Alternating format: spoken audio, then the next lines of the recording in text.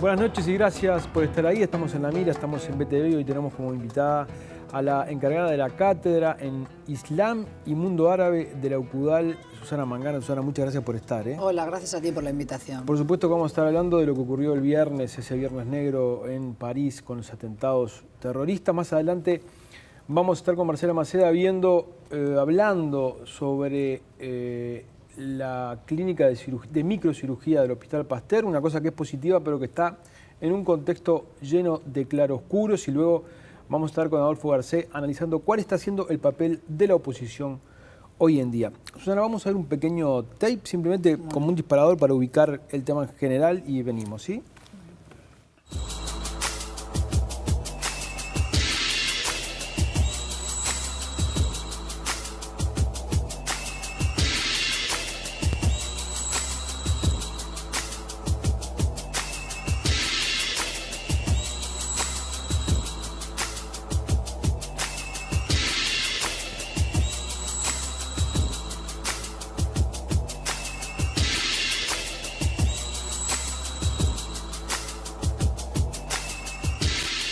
En el territorio sirio combaten contra el gobierno del presidente Bashar al-Assad, el Ejército de Liberación Siria, la filial de Al-Qaeda en ese país, y el Estado Islámico, todos sectores afines a la rama suní del Islam, mientras que al-Assad se apoya en la rama chií y tiene como aliado a Irán.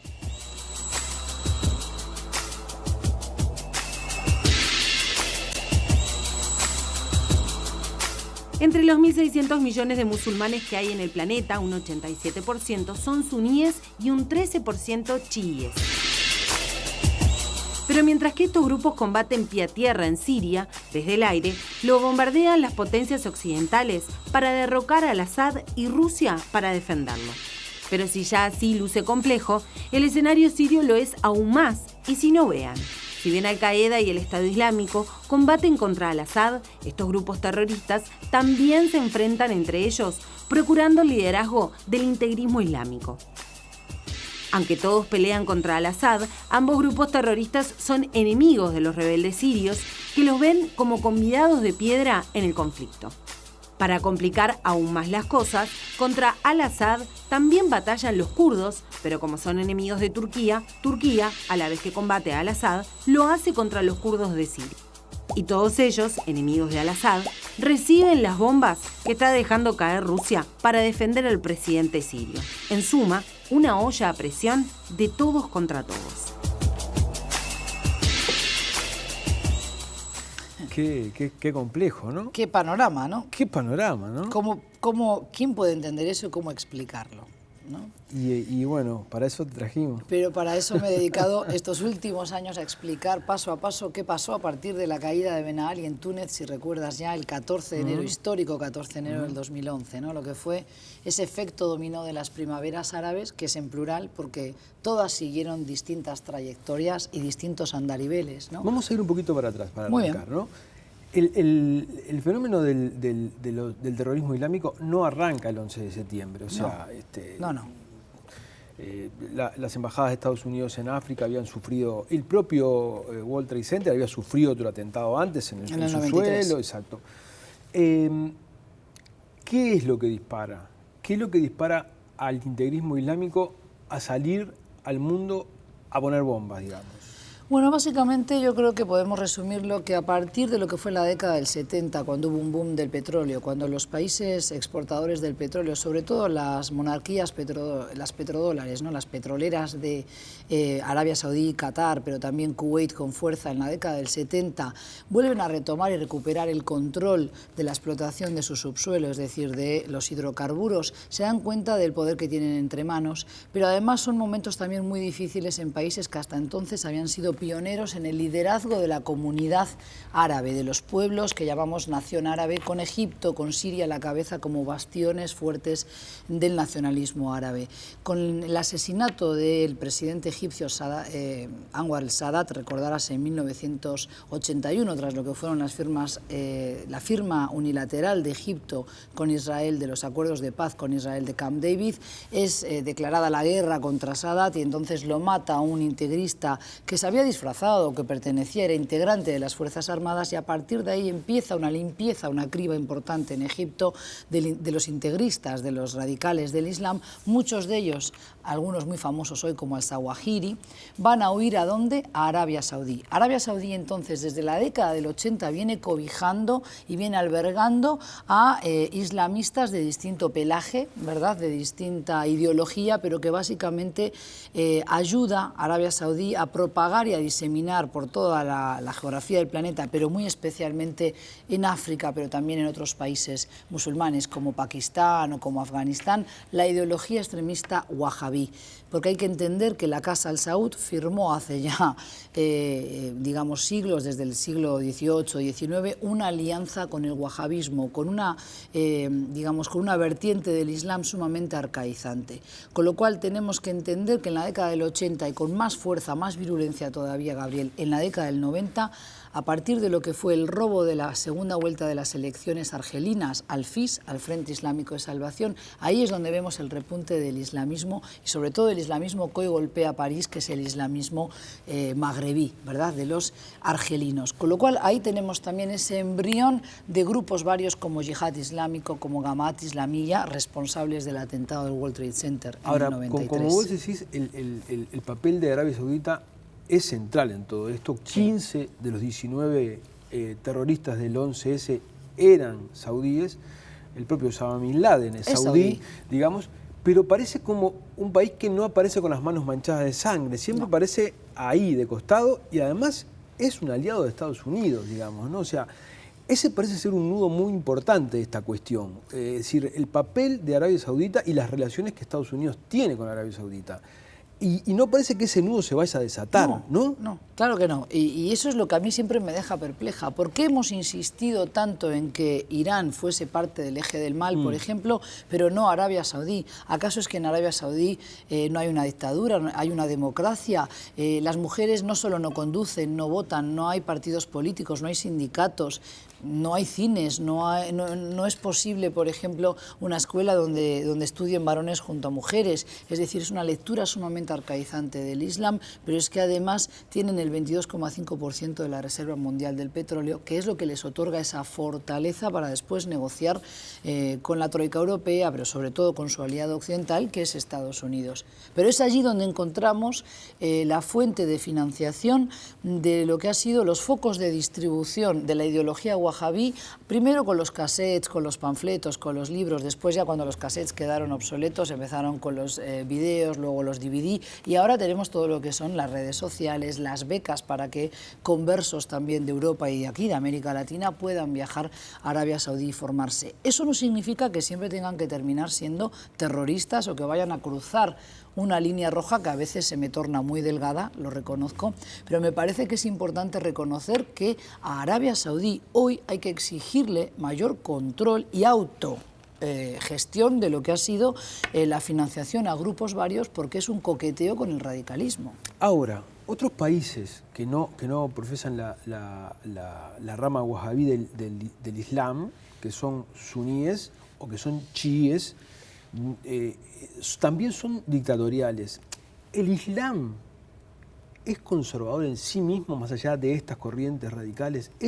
¿Podemos decir que es una religión conservadora en sí mismo? No conozco religión que no lo sea. Quiero decir, las religiones, y más fuertemente las religiones monoteístas, son conservadoras por naturaleza. El credo, pero la religión... Pero hay corrientes, ¿no? Ahí va. La interpretación que luego cada corriente o cada grupo de fieles le da a ese credo puede ser más o menos apegada al espíritu de la letra del credo. Pero yo entiendo que el Islam es una religión monoteísta donde rara vez nos hemos detenido a pensar la gran cantidad de similitudes que hay con el cristianismo y el judaísmo. Desde tener templos, tener ángeles, tener profetas, el respeto a la Virgen María. Es mencionada en gran cantidad de capítulos del Corán, por ejemplo. Nacen las tres religiones en un casi mismo espacio geográfico y si tenemos en cuenta la historia de la humanidad también no son tan alejadas en el tiempo. Perdón, ¿verdad? Susana, pero hay una diferencia entre el cristianismo y el Islam, y es que en los países cristianos el Estado y la religión se han separado. Sin duda. y en el Islam no. Claro, claro. ¿Qué pasa ahí? Bien, esa es una pregunta válida. ¿Qué pasa? Nosotros en Occidente hemos hecho un divorcio, suelo decirlo yo para que los jóvenes lo puedan ver más gráfico, hay una separación de poderes. En el Islam eso se hace muy difícil. En algunos casos, incluso te diría que es imposible. En Irán o en Arabia Saudí se rigen también por la Sharia, es decir, forma parte del sustento, del sustrato del derecho en esos países, pero hay otros como Egipto, Jordania o Marruecos, donde no necesariamente implementan el código islámico, la Sharia en plenitud, pero tampoco se atreve un gobernante, un político de relieve en estos países a decir tenemos que acabar con esta historia donde la religión y la política van de la mano. Eso no es posible porque el Islam se concibe como una doctrina, pero también como una filosofía de vida y, por tanto, el musulmán, para seguir siendo musulmán, tiene que practicar su fe las 24 horas. Eso quiere decir que tiene que ser siempre musulmán. Un cristiano acérrimo, un cristiano fervoroso de su fe dirá, a mí también me pide mi fe que yo sea buen cristiano las 24 horas, pero igual, si vive en un país donde ya hay esa separación de poderes, se entiende que tu religiosidad no tiene que invadir el espacio público, que es parte de tu intimidad. Pero a pesar de eso, en regímenes como el que lideraba Saddam Hussein, que era bastante laico, digamos. Cuando le convenía a él. Bueno, pero no había una, no había una comunión como puede haber en Irán, ¿verdad? Sí. También era una dictadura, o sea, ¿por qué? ¿Por qué los países árabes y por qué otros que no son árabes, pero son musulmanes como Irán? ¿Por qué hay eso? O Afganistán. Agrego una contradicción más, Gabriel. En el Islam, tú sabes muy bien que no puede haber culto a otra deidad o una personalidad que no sea Alá. Es por eso que estos energúmenos del Estado Islámico, como antaño los talibán y otros grupos ultrarradicales, destruyen monumentos, tumbas de santones, como por ejemplo en Palmira, porque entienden que es parte del politeísmo. Así sea una mezquita musulmana, porque si es mezquita es musulmana, pero ¿qué pasa? Si pertenece, por ejemplo, a la rama del chiismo, la vuelan y no tienen ningún tipo de prurito al hacerlo.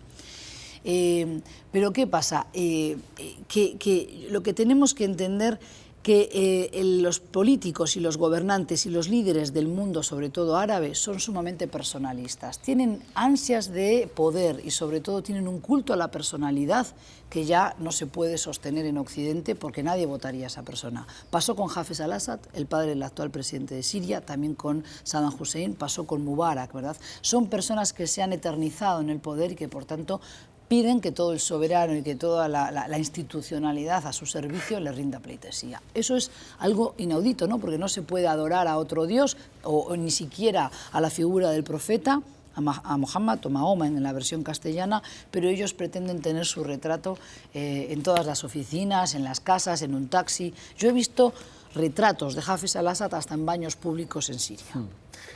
¿Pero es posible la democracia ahí?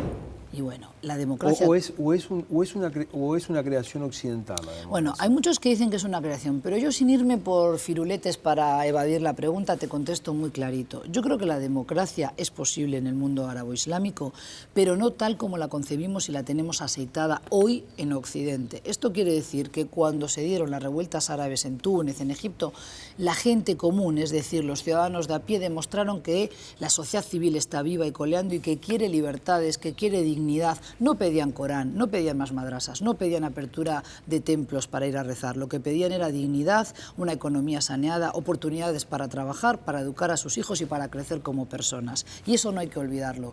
Pero ¿cómo le pagó Occidente y cómo le pagaron sus propios gobiernos? Ahí tenemos que ha habido procesos donde hubo una revolución que se concretó, el caso de Túnez, una contrarrevolución como fue el caso de Egipto, y después revoluciones que quedaron totalmente opacadas, como la de Yemen, o en Bahrein, donde se aniquiló con la connivencia o la mirada atontada, podríamos decir, como soporífera de Occidente, porque ahí lo que interesaba era no desestabilizar a la monarquía de los al-Jalifa en Bahrein, porque allí hubo una intervención interesada de Arabia Saudí y Emiratos Árabes Unidos que sofocaron las protestas.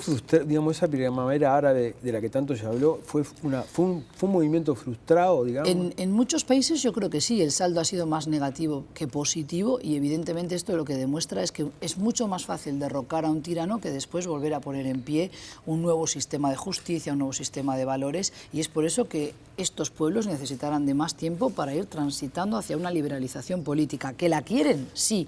Yo no sé si quieren a imagen y semejanza a Estados Unidos, de Gran Bretaña, porque tampoco la democracia se vive igual en Uruguay que en Escandinavia, ¿verdad? Pero no por ello tenemos que pensar que no es totalmente compatible.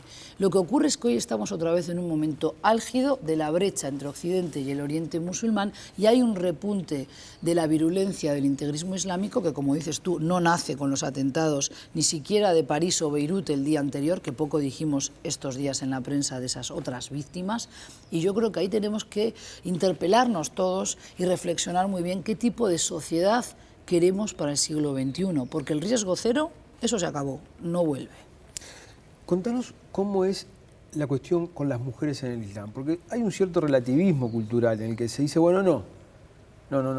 Las mujeres en el Islam, ellas aceptan eso, aceptan ir con el burka, con la burka, aceptan ir todas tapadas. ¿Es así? Bien, en algunos países se da un relativismo cultural porque se entona una especie de mea culpa, ¿verdad? España entre ellos quizás, también Francia en algunas ocasiones, en Italia, pero también yo lo que veo, y más aquí por Latinoamérica, es que se juzga muy duramente a la mujer musulmana, muchas veces sin conocer la amplia gama de mujeres musulmanas. O sea, hoy hablar de mujer musulmana así a secas es una generalidad tan grosera como decir la mujer cristiana de Occidente. ¿A qué mujer nos estamos refiriendo? ¿A la citadina urbana de Buenos Aires, luego porteña, a la indígena guatemalteca? Son dos mujeres occidentales, pero bien distintas, ¿verdad? Con lo cual tenemos que entender que no todas las mujeres que habitan en el mundo árabe-islámico son musulmanas, hay cristianas, hay otras que en petit comité o a solas te podrían decir yo no practico mi fe, pero me lo tengo guardado porque no me quiero exponer. O sea, hay una amplia gama de mujeres. Lo que allí también es bastante lógico es que a medida que van adquiriendo mayor independencia económica de su familia o de su esposo, o que tienen un estatus social elevado, son más conscientes de su tiempo libre, de su ocio, de sus derechos como individuo, y vaya si los exigen. Lo que ocurre es que muchas veces nos dejamos llevar por nuestros propios miedos, estereotipos y nuestros velos. Vemos una mujer con un velo en la cabeza y creemos que ya está anulada, que está sometida, y no es así. No es lo mismo ser mujer dentro de lo que es la sociedad musulmana y vivir en una zona rural de Pakistán o Afganistán que ser mujer y vivir en el campo en Marruecos a 14 kilómetros de Andalucía. Es decir, son realidades y contextos bien diferentes. ¿No podemos afirmar que naturalmente el Islam es represor de la mujer? Cualquier religión, otra vez, de las que conocemos, en especial las monoteístas, de alguna manera subordina a la mujer a lo que es, no diría el control, pero sí la tutela del hombre. Eso ha sido así siempre, desde el inicio de las religiones. Lo que ocurre es que nosotros hemos ido avanzando en la sociedad con la promulgación de leyes que nos otorgan otros derechos que muchas veces están solapados, soterrados en la religión. Ahora bien, otra vez dentro de la práctica del Islam, no es lo mismo cómo se vive ese Islam en Egipto, en Palestina, por ejemplo, o las mujeres que viven en territorio israelí que siguen siendo musulmanas porque son palestinas con nacionalidad israelí. Hay una amplia gama, ¿verdad? Dependerá muy mucho de las leyes vigentes en el país, del sustrato cultural que lo acompaña. Afganistán no es una nación, es una sumatoria de tribus. Luego se rigen por códigos ancestrales, tribales, y es muy conservador. Con talibán, sin talibán, las mujeres van a estar sometidas por ahora siempre. Tú y yo no vamos a ver emancipación de la mujer afgana. Algún pequeño atisbo, algún maquillaje habrá, pero no va a ser el nivel de emancipación que hemos adquirido en Uruguay, en España o en Francia.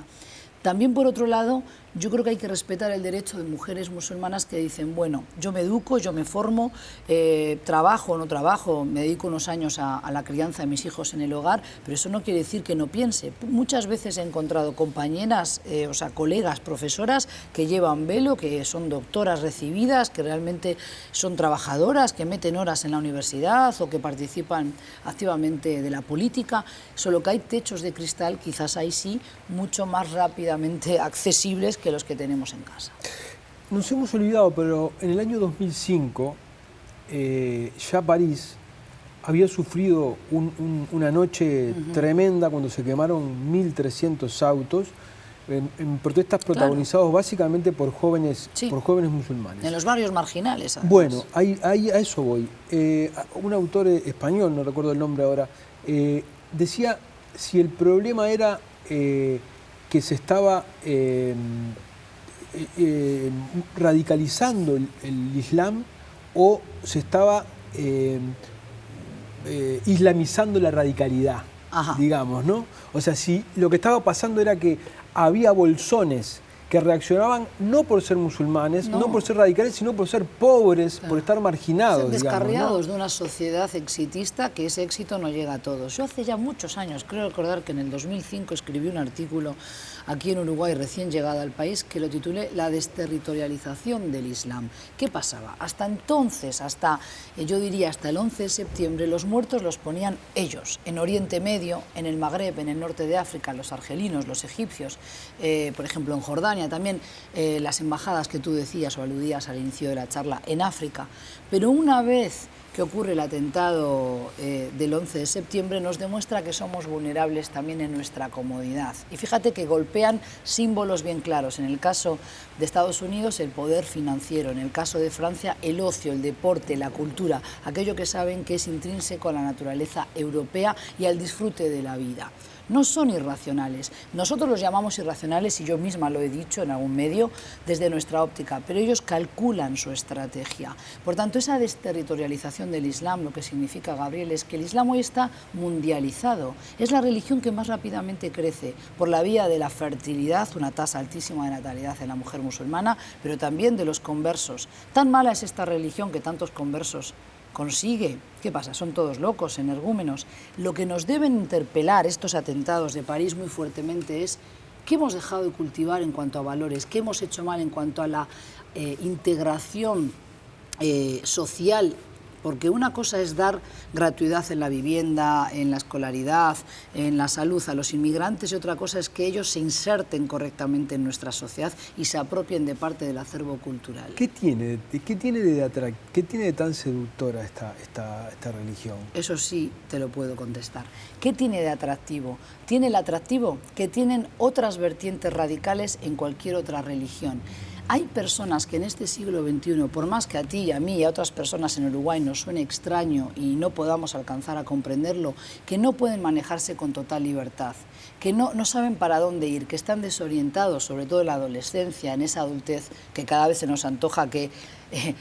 cuando nos dicen somos jóvenes hasta los 35, tarjeta joven. Bueno, antes a los 20, 21 la gente se casaba, hace 60 años y tenía hijos. Hoy puedes vivir con tus padres hasta los 40 en España y no pasa nada, está perfectamente bien. Entonces hay jóvenes de 20 y tantos años que uno diría ya no son tan chiquilines, pero que no pueden orientarse con tanta libertad y necesitan un guía que venga y les diga tienes que hacer esto, esto y esto, ven tal día a la mezquita, te esperamos a tal hora, y que les da órdenes concisas, precisas y muy claras, que necesitan límites, porque no tienen un sentido de vida. Y lo que necesitan es un cuarto de hora de gloria, una misión que les haga creer que ellos están contribuyendo de manera significativa a una misión en su vida. Así perezcan el día después en ese atentado.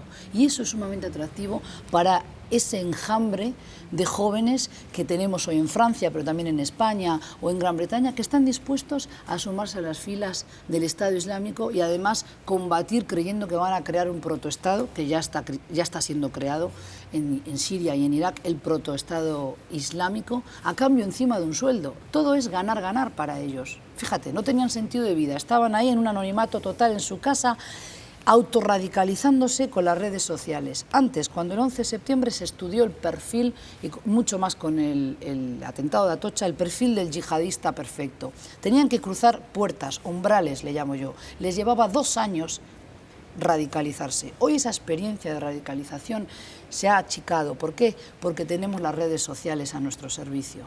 Yo hace un año que publiqué una investigación con un joven estudiante de mi universidad, donde trabajo, que ya dábamos los nombres de las 2 productoras estrella, que son las que difunden, primero las que tienen la factura y la calidad de los videos de Daesh, del Estado Islámico. Yo lo hago hoy, pero me niego a llamarles Estado Islámico porque no son un Estado reconocido y no son islámicos. Por eso prefiero usar el nombre en árabe. Y tiende a confundirse, mucha gente habla de Estado. Claro. Y por eso lo quiero aclarar. Y prefiero usar el término Daesh porque encima sé que a ellos les molesta, ¿verdad? Porque quisieran ver que se les reconoce su condición de Estado, que no tienen, porque están robando desde el petróleo hasta el territorio donde están. Pero fíjate que lo de no es que lo denunciáramos, hicimos una investigación que es pública y esas productoras todavía están hoy abiertas, Al Hayat y Al Furqan. ¿Cómo puede ser? Si tú y yo este programa lo usáramos una y otra vez para diseminar, para incitar al odio, diseminar un discurso rancio de incitación al odio, seguramente algún apercibimiento recibirías si no te cierran el programa. Pero ellos siguen trabajando. ¿Cómo puede ser eso? Lo que pasa es que para combatirlo Occidente y la democracia se tiene a veces que negar a sí misma. Claro. Eso es lo que está pasando. Por eso te decía también en la charla, nos tenemos que interpelar como sociedad hacia qué tipo de proyecto nación queremos transitar. Porque hoy la gente está comprando más armas para aportar armas en Francia. La gente va a exigir que el Estado, de alguna manera, interponga medidas de seguridad, mayores controles. Fíjate, a la entrada de un teatro, de un musical o en los shopping, ¿verdad?, en los centros comerciales. ¿Es eso hacia lo que queremos ir? ¿Tú quisieras vivir en una sociedad donde haya gente de civil con una metralleta, como hay, por ejemplo, en Israel, o soldados? Porque Israel también siente que está en guerra. Por eso es que ves a los jóvenes que, recién salidos del liceo, 2 años de servicio militar obligatorio. Jóvenes de 19, 20 años portando metralletas, incluso vestidos de civil. ¿Es eso hacia lo que queremos transitar? Quizás sí, pero no todo el mundo está dispuesto. También es cierto, Susana, que después del 11S, si yo fuera un musulmán, diría, tuvo que pasar el 11S para que los medios... Nunca se habló tanto del Islam. De hecho, tú estás acá porque pasó eso. Pero claro. ¿No? Entonces, también hay una sociedad occidental que ha negado esa realidad. Pero por favor, tuvo que pasar lo que tuvo que pasar para que nos pusiéramos a informar. Si tú me preguntas antes del 2001 cuál era mi formación, y sigue siendo la misma porque no la puedo cambiar, yo me identificaba a mí misma como economista y arabista, pero con el devenir de los hechos y transcurridos estos años he tenido que ir formándome cada vez más en Islam. No llego a decir, no oso decir que soy islamóloga porque ese título me quedaría grande, ¿verdad?, como lo de experta. Yo soy estudiosa del tema del Islam porque lo árabe y lo musulmán casi siempre van de la mano, aunque son cosas que definen situaciones diferentes. Árabe es una etnia, procedencia geográfica, y musulmán es una condición como fiel y creyente de esa religión, y tenemos uruguayos musulmanes, pocos. De hecho, el país musulmán más poblado de la tierra no es árabe. No es árabe, es Indonesia. Exacto. Pero ¿sabes qué país va a ser el que tenga mayor tasa de musulmanes de aquí al 2050? India. Va a tener más musulmanes que Indonesia. No lo digo yo, lo dicen estadísticas confiables del Pew Research Center, que lo uso muy a menudo para argumentar, porque aquí también hay mucho todólogo, ¿no?, donde ahora de repente aparecen expertos o expertos del Islam. Todos lados. Claro, y entonces la idea también es poder decir por qué aseguro esto o asevero lo otro. Entonces recomiendo visitar la página y ahí encontrarán estas estadísticas con gráficas además a color. La última, que se nos va el tiempo. ¿Cuál es la situación del Islam en América? La situación del Islam en América y más en el Cono Sur, hay que entender que el Islam llegó aquí con aquellos grandes flujos migratorios de principios del siglo XX, a raíz de lo que fue la descomposición también del Imperio Otomano, que ocupaba tierras como por ejemplo Líbano o Siria. Entonces la inmensa cantidad de libaneses y de sirios que llegaron al Río de la Plata, también a Brasil y por supuesto a la frontera con Uruguay, eran muchos de ellos maronitas, cristianos. Había también musulmanes, pero realmente se fueron acriollando, se fueron asimilando a la cultura imperante. En el caso de Uruguay, totalmente asimilados, perdieron en el espacio de una generación, lo que no ocurre en Francia. Esto también te da una pauta de por qué los jóvenes franceses de origen musulmán, así sean de tercera generación, viven a caballo de 2 o 3 culturas. En el caso de Uruguay, por suerte, para algunas cosas desde el punto de vista cultural, yo digo es negativo, pero se asimilaron, perdieron desde la gastronomía, prácticamente les queda algún platillo, el hummus, el falafel o el kebbe y poco más, hasta la lengua de sus padres, de sus abuelos hoy, ¿verdad? Y en el caso de Brasil lo que tenemos es un flujo migratorio importante a partir de 1967, la Guerra de los 6 días, de palestinos que sí son la inmensa mayoría musulmanes, pero que han permanecido muy tranquilos, dedicados al comercio en la frontera con Uruguay al menos. En otros lugares de Latinoamérica yo creo que es más ruido mucho ruido y pocas nueces, en el caso de Venezuela, ¿verdad? No hay conversiones en masa.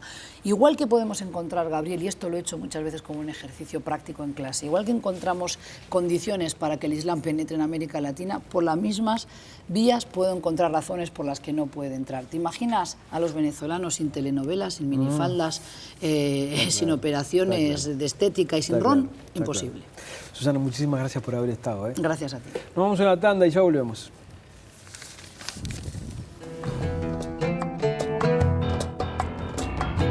presenta Pronto, el préstamo de los uruguayos. Selman cumple 50 años y lo quiere festejar junto a vos. Catunasi, Terminal Cuenca del Plata. Jaume y Seré. Lo que hoy nos representa son los mismos valores que nos fundaron hace 60 años.